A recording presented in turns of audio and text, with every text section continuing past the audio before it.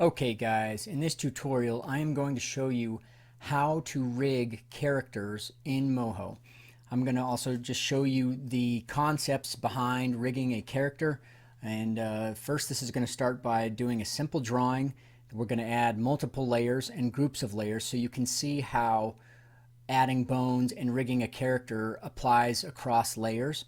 Of course we're going to be working with a bone layer so you can add bones to a character. I'm going to show you the various types of binding options when you're binding either a layer or points to a bone.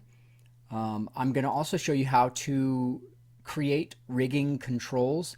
So these are bones or smart bones that you can use to animate the features of a face or other actions of a character animation. I'm going to talk a little bit more about actions and smart bone actions. I'm going to talk about target bones, bone constraints, and bone dynamics. But first, remember to like, subscribe, and ring the notification bell, which will help me to continue bringing you these tutorial videos. So here's the animation that I did ahead of time so you can see what it looks like, a basic character rig looks like. And we're gonna recreate this character, but we're gonna do it on a separate file, but we can come back to this file to reference so you can see how it turns out when you're all done. So let's go to a new file. The first thing we're going to do is draw our character. So we have a vector layer already. Let's get our character drawn. I'm gonna pick here's the freehand tool. We're gonna go to style and maybe set ourselves a brush here. And I'm going to change the stroke to a size of 10 so you are able to see what I'm doing a little bit better. Alright, so let's draw our character. We're going to start just a basic drawing because the concepts behind rigging a character, they don't need to be on complex drawings, although it can get a little bit more difficult when you're rigging a more complex piece of artwork. But here's the head. All right, here's the torso. Here's our legs. We're going to have the legs facing the same way because our character is walking in two-dimensional space. Here's an arm. Here's another arm. Let's go ahead and, you know what? I want to redo the head because we're going to need to show you what that looks like when we do it on a separate layer or a folder of layers. So let's add a new vector here. This is going to, I'll call it head. We'll draw our head. It's a little bit off center, but I'll move it over. I just translate it over. All right, let's add another layer. We're going to call this mouth. Back to my drawing tool. I'm going to draw it smiling. And then one more layer, a vector layer for the eyes. Zoom in here. Let's make nice big eyes so we can see what's happening.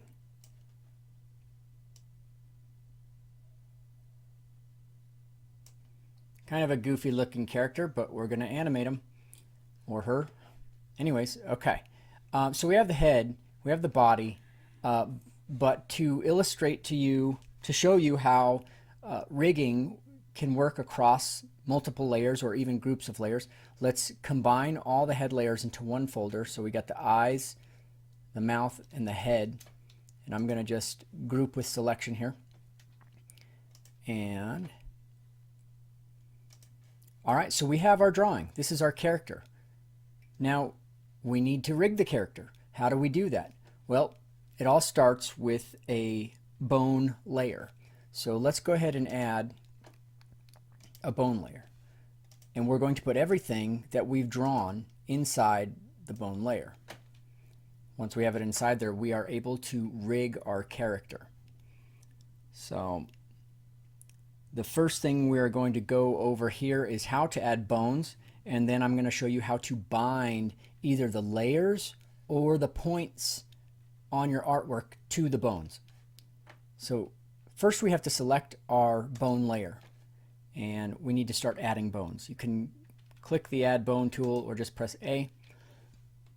I like to press A usually. The first bone we're going to add is a master bone, and I usually just put it off to the side here. The reason a master bone is good to have is because in the hierarchy of a bone structure, you want something that all of your artwork and all of the bones reference to. So this will be the object that everything references to. So it's just kind of a way, it's like a folder, right? You can keep everything organized by this one bone. All right, so we have our master bone. Let's go ahead and start adding bones. And one thing to keep in mind when you are adding bones to a character is to sort of work your way from the inside out. So from the center of the character outward toward the limbs. The reason for this is that the way bones are parented, you don't want a limb, you don't want like your torso bone to be parented toward the end of a limb bone. It should work the other way. Your limb bones should be parented, or they should be child layers of the bones as they go up the hierarchy. So we have this one, then it would really go to the torso. So I'm going to add that bone. And then we're going to work our way outward. So from the torso, we'll do the limbs. And then you need to reselect the bone that you're going to parent to. So since we're starting a new limb here, I reselect the torso bone, and then we add those. By reselecting, it just saves you some time of having to reparent your bones later. All right, so then we got our bones down here. Reselect that bone, the torso bone. There we go. And then last, the bone for the head. Somewhere around there. Okay, so we have all of our bones. Our skeleton is made. Now we have to bind these. We have to either bind the layers or the points of our artwork to the bones. And this can be a little bit tedious, but once you practice it, it gets actually a lot faster. So the first thing I'm going to do, I'm going to start from the inside out again. Select our torso bone. And we're going to go to our body layer. Let me actually retitle this body. And then our folder that we put all those are the head. But we're going to go back to our body layer. We have the torso bone selected. Now we're going to grab all of these points, and we're going to bind them. We have two options here, bind layer and bind points. We're going to use the bind points.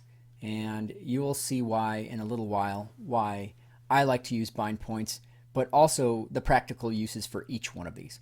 Bind points, you hit the tool and then press the button up here, bind points. And then you can try testing it as you go. Because nothing else is bound, it's just going to, by default, assume the whole picture is being bound, but really only these layers on the torso bone have been bound to this, the points on the torso bone have been bound to that bone. You'll notice that when I move the character, my master bone is moving. You can fix this by selecting the master bone, going to bone constraints, and say, check the independent angle box. Now when I move the box, it doesn't move, just the character. Okay, so let's continue working our way outward. Start with this arm, grab the points, bind points, press the button, grab the next bone, grab the points, bind, so on and so forth. I'm just going to do it quickly now so I don't waste your time.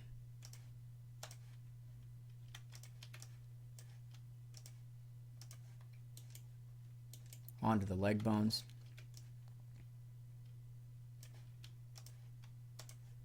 One thing to keep in mind as you go through your points is that they all need to be accounted for by the end of your rigging process. If they're not, you'll have some issues with your animation.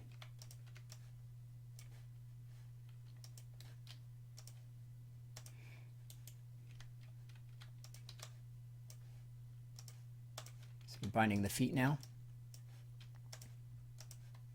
All right, let's test what we have so far. Good on the arms. Good on the legs. Let's check these little feet. Yeah, great.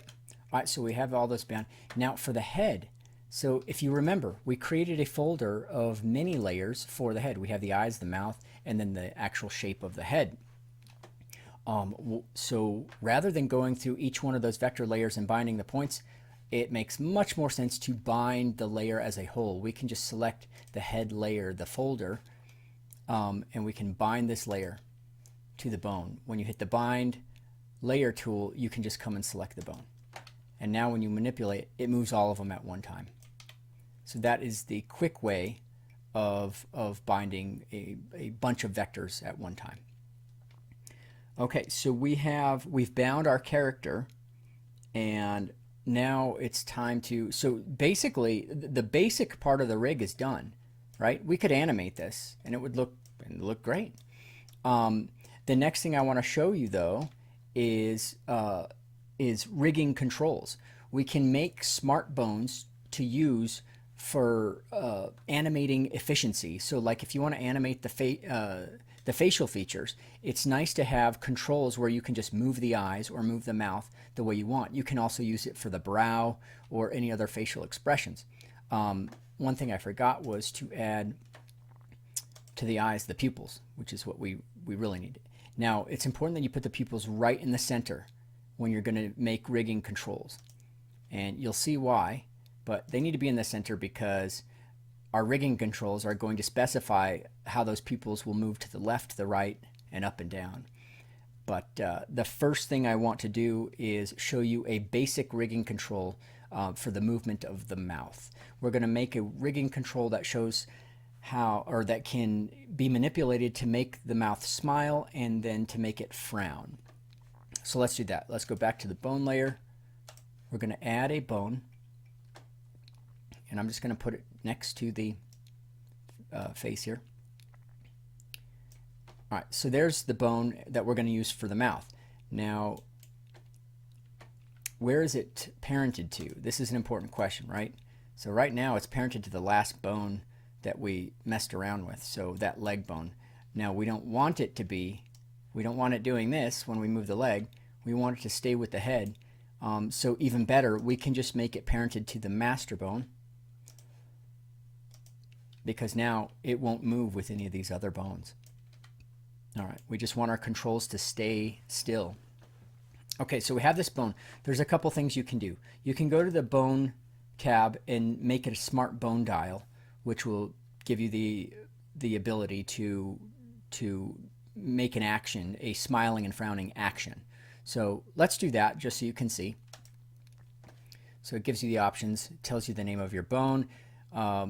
The action will be done through a total of 180 degrees, minus 90 and plus 90. And you can specify the amount of frames you want in the action. This gives you some, you can make it more choppy or more smooth the more frames you have. So we'll just go with that.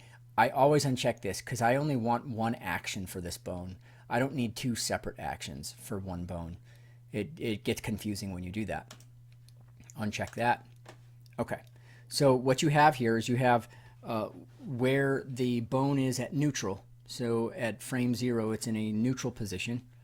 The bone is in a neutral position. When you go to frame 1, the bone goes all to the right. And sometimes the bone moves when you're making actions. It's one little glitch of the program here. But you can just translate it at frame 0 back to where you want it. So we want it over here. But you go to frame 1, it moves to the right. And then as you scroll down to frame 100, it moves to the left. So this is how you are programming your character. You have a control. Now we just need to program what moves when this bone moves. So let's go to the mouth. We're going to select the mouth layer. And remember at frame 1, the bone was moved all the way to the right. So let's make it frown at frame 1. All I have to do is, manipulate the points the way you want. We're going to make our character frown. Mess with the curvature a little bit. There we go. I like it. All right, let's make it a little smaller. There we go. There's our frown. Maybe a little bit more of a grimace, just for fun. There we go. All right. So that's what it's doing at frame 1. Now scroll all the way to frame 100. And now, if you remember, the bone goes to the left. Let's make our character smile again. As a matter of fact, it might be at frame 0. So we could actually just copy the keys at frame 0 and paste them at 100. There we go. All right, so let's double check and see if it worked. You go back, I didn't mean to double click on that. On our Actions tab, go back to the main line. This is your main timeline. And now we can select our bone layer and manipulate. And there it is. Smile, frown, smile, frown. All right, I like it. All right, so that is one example of a simple rigging control that you can do. And you can do it, you can make these controls for movements of other parts of the body. You can do so much with these actions. This was done by a smart bone dial, but you essentially can do the same thing by just creating your own action. Okay, the next thing we're going to do are the pupils. So again, there's 2 ways to do that. So you can do it like this, right? You have one bone. We could make one bone for moving the pupils left and right. You could make another bone for moving the pupils up and down, and you just have to associate those pupils where you want them to go when the bones are moving. But what I'd like to show you is something even better, which is to create a much more detailed version, a much more complex version that allows you just to place the pupils wherever you want. The method I just explained would have 2 separate bones for moving the eyes up and down and moving them left and right. But you can get it all done in one step if you learn this method. Watch. So you can see I can just move and translate this bone in the middle and put the pupils wherever I want in the eye. That's the finished product there again, right? But let's go back to the tutorial one here. So that's what we're going to do. We're going to make one control that can just put the pupils wherever you want them. It's so easy and makes animating so much more efficient. So let's do that. We're on our bone layer. We're going to go to the Add Bone tool. We're going to make a cross shape with bones. We need 4 bones. 2 of them will specify, will program how the eyes will respond going left and right, and the other 2 will program how the character's eyes will move up and down. So let's start with some vertical bones. I'm going to start at the top here. We're going to do 1 down, and then the opposing side of that will be 1 on the bottom, right? And then we're going to do 1 on left and 1 on the right. And try to make this as perfect. If you go to the Translate tool, you can, they're parented. So what we need to do is grab all these bones, reparent them all to the master bone. There you go. And then grab 1 bone at a time. We're going to try to make as perfect a cross as we can. This is the hard part, but it's kind of crucial because when you do this, when you program your character in this way, it is important to get the bones as uniform as possible. So they should be the same size, they should be the same distance, and they should form this sort of cross section. All right, that looks pretty good. Next thing we're going to do is add the bone in the middle. So what we've done here is we've specified, let me see if I can get it more in the middle here. Oh, that might be the best we got. All right, and then all these bones should be, the bones on the outside should be pointing to this target bone in the middle. This is programming where our character's eyes are at neutral. So he's looking straight forward. This is why I wanted the pupils to be right in the center. So let's just go ahead and make sure that these bones are all pointing. Oh, I forgot this one is also parented. We have to unparent that one. We can parent it here as well. Okay. All right, now we just need to make sure everything looks good in the neutral position. So grab a bone, translate it, make sure that it's pointing right to the target bone, all of them. Like I said, uniform is the way that gets this to work the best. Your first time doing it, you'll run into some problems, but with some practice, you get it figured out.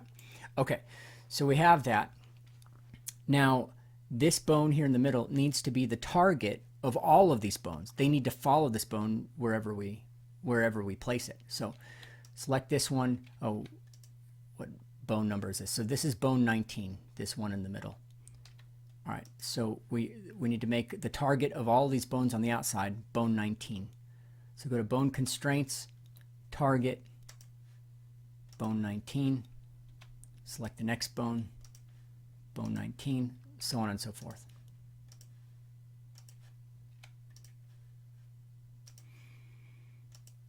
All right, so now what you have, it's not going to work at frame 0. You have to test it at frame 1. So if you go to frame 1 and you go to translate that bone in the middle, they all follow it. And that's how this is going to work. Okay, so go back to frame 0. We got more work to do. So now we need to specify where the pupils will go when this bone goes up. So the pupils will go up when this goes up, and I'm going to show you how that works. The bone on the left and the right will account for the vertical movement of the eyes, because we're going to be moving these bones up and down. The reason we have two bones, one on the left and one on the right, is because the eyes need to be able to move up and down both on the right side of the eye and also the left side of the eye. That's why we have two bones. And the same goes for the vertical bones. These account for the left and right eye movement. And the reason we have two of them is because the pupils need to be able to move left and right both on the top and the bottom of the eye. So let's get started with that. First, I'm going to select a bone. We're going to add an action over here.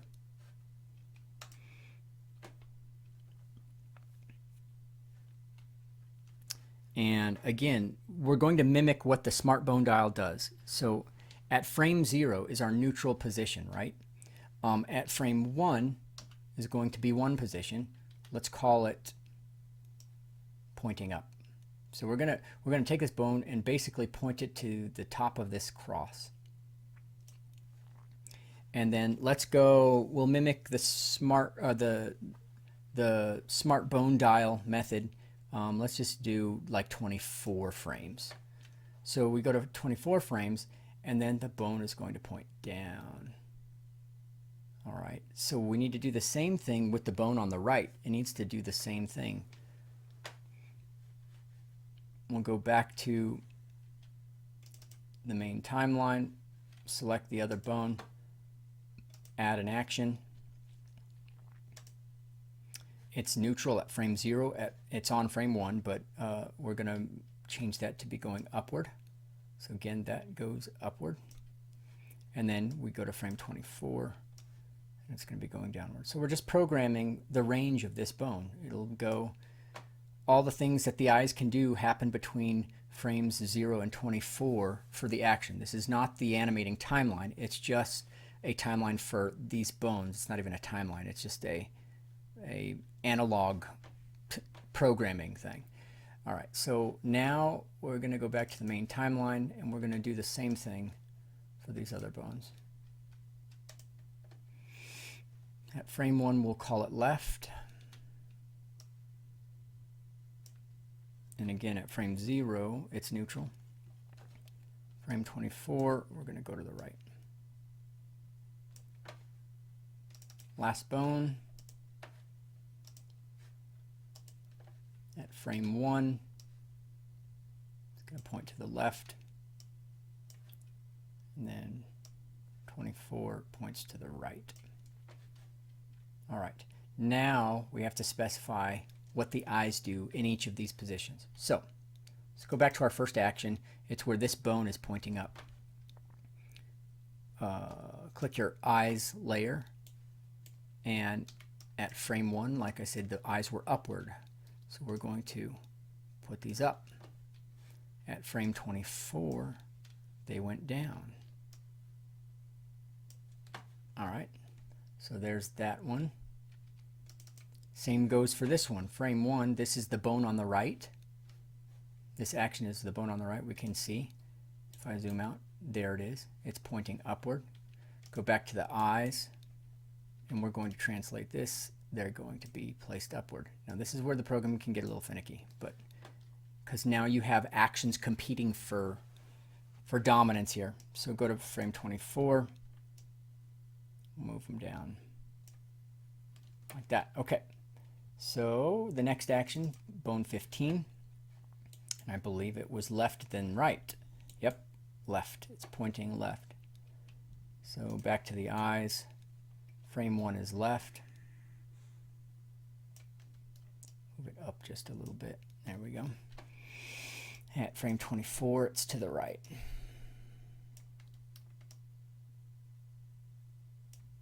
There we go. Last action. Same thing. Frame 1 is left. Up a little bit more. Frame 24 is right. That looks great. Okay, let's test it. Let's go back to the main line. Again, it has to be tested at frame 1 or higher. Click your bone layer, translate, and we're going to just play with the target bone now. There it is. You can move the pupils wherever you want. So that is how that works. You've now made a complex rigging control for one of the facial features, and this is very helpful when you're animating. So got that done. Okay, so the next thing I want to talk about are actions in general.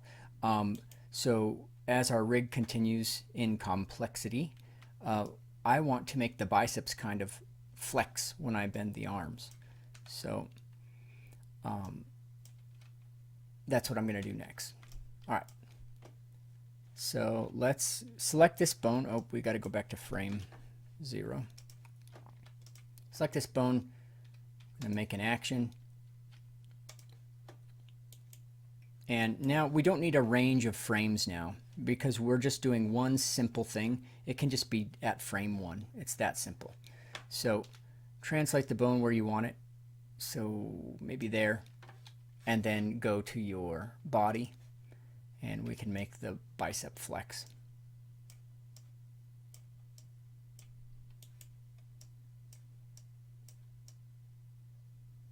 There we go. I'm also going to make this bicep flex off of this bone, and I'll show you why in a little bit.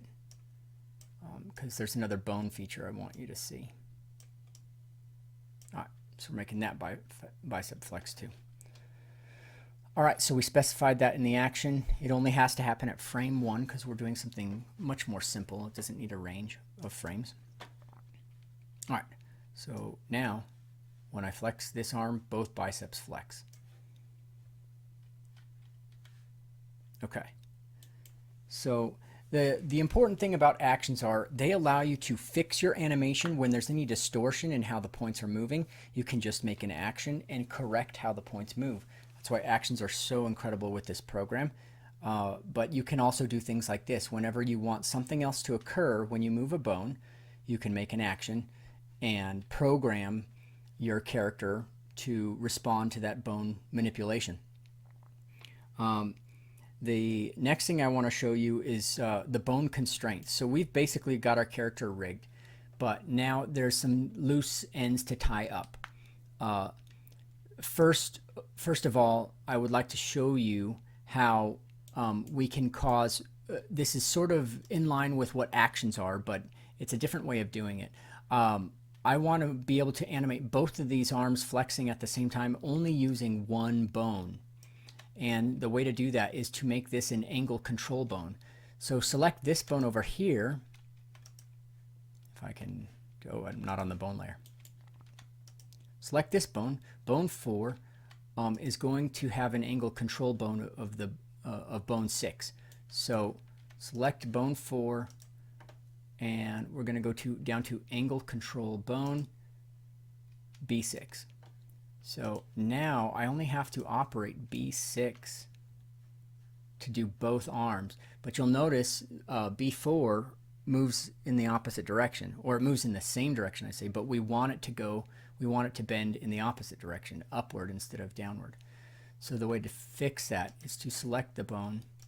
Right now it has a range of +1, so it's like a 1-to-1 ratio of movement, but let's do -1. And now they go the same direction, and I can do it just by controlling that left bone. Alright, so that is one bone constraint that you might find useful, but let's go through the rest of them. The next thing we need to do is create angle constraints. So you'll notice right now if I move this, I can just move the arms in circles and circles and circles, and that makes it very difficult to animate sometimes. So if you select all your bones on your character, go to bone constraints and say angle constraints. By default it does -70 and +70, and usually this is pretty good. You'll see now the bone's only going to bend as far as that specification. The legs, it only bends that far, and they don't hyperextend too much. But you can change them even more so that they don't hyperextend even more. So I'd like a little less hyperextension there, and I'd like a little bit more bending ability, especially up here. I want the legs to be able to jump up higher. So let's select those two, and we're gonna make it so they can go a little bit higher, maybe up there, and then maybe less. No, that's actually fine. They can go maybe a little less there. Okay, now let's select these two bones. I don't want them to hyperextend as much, but I do want them to bend a little bit more, and they can hyperextend less. Check it out now. Yeah, so those can go way up high now. All right, so that's how angle constraints work. The independent angle will become important, and I'll show you why. The feet, well, I'll explain that in a second. But remember, we did an independent angle with this at the beginning, so that way it wouldn't bend when we moved our character. And so that's what took care of that.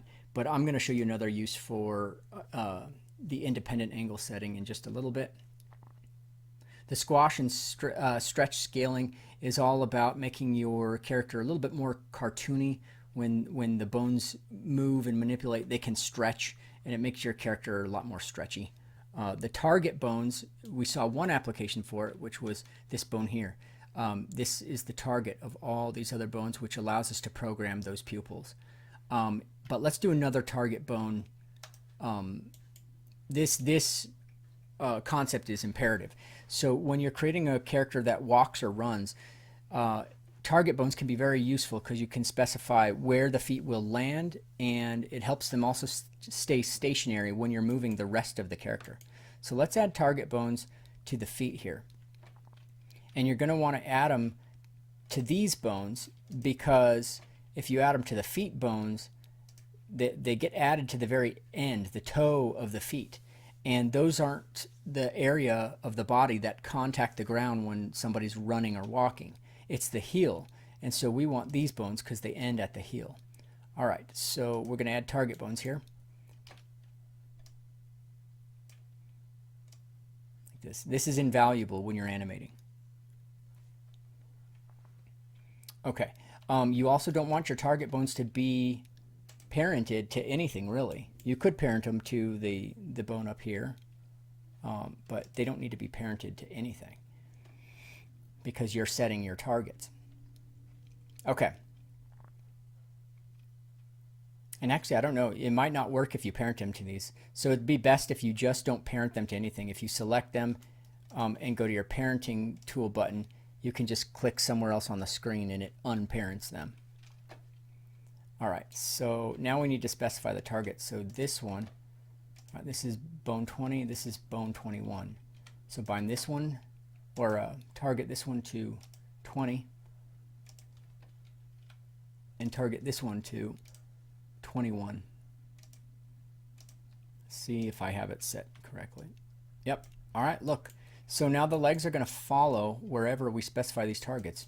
We could put this target way over here, and that leg is just going to follow where it is. And this is very helpful when you're walking because it sets the direction for your character's feet to be planted and to remain when it's walking. So here's where the bone constraint independent angle is going to become valuable. When we animate this character, you can see the feet will dig into the ground as he walks. But there's a way to keep those feet flat, and that's just by making an independent angle. So select the feet bones and go independent angle. Now they stay at the same angle. He kind of points his toes, so it makes it look like he's sneaking. So you may not want that. You could take the independent angle off, but you can also animate the independent angles. So you may want to do that. At any rate, so we have that. Another good use for independent angles that I've used in my experience is with chickens or birds when they're walking. You'll notice how a bird will bob their head forward and back, but their head stays parallel to the ground. Their neck moves, and so you could use an independent angle on the head and while the neck moves, and it would make the bird's movement while they're walking very realistic, like a chicken. Okay, so onward to the other constraints here. So we did target bones, angle control. These are all control bones here, so you could do position control and scale control, just like we did with this bone here. Oh, it must have somehow got reset there. We want this to be -1. There we go. All right, so those are control bones. The last thing is this bone dynamics I'm going to show you here. This is a really cool effect. It can get your character to look springy, and it gives your bones sort of a material effect. So if I, let's do it with the head. Click the head bone, enable the bone dynamics. And now if I go to my timeline to animate something, let's say at frame 1 I put my head to the left, and then 3 frames later it moves back to the neutral position, and then if I press play, the material of this bone now has a springiness to it at the hinge here, like that. It's kind of cool. It makes your character look kind of cartoony or springy. Oops. But you can mess with those dynamics too. So one thing you can do is you can make the torque a little higher, so like maybe 3. The springiness could be a little bit higher, so it'll bounce back a little bit more. And then you could take down the damping force to like 0.3, so that way it bounces back and forth for a long time. And it just goes on and on and on. Well, it'll eventually go down because I don't have the damping set to 0. If it were 0, it would just continue going on indefinitely. All right, so that is the bone dynamics. Okay, so we've basically got our character rigged, and it is rigged in a similar fashion to this character on the other file. So you can see what I did with him on the animation timeline. So I hope you found this video helpful. Please give it a thumbs up, give it a like, let me know in the comments if there's anything else you want to see. And I appreciate being able to show you this video, and I hope you found it helpful.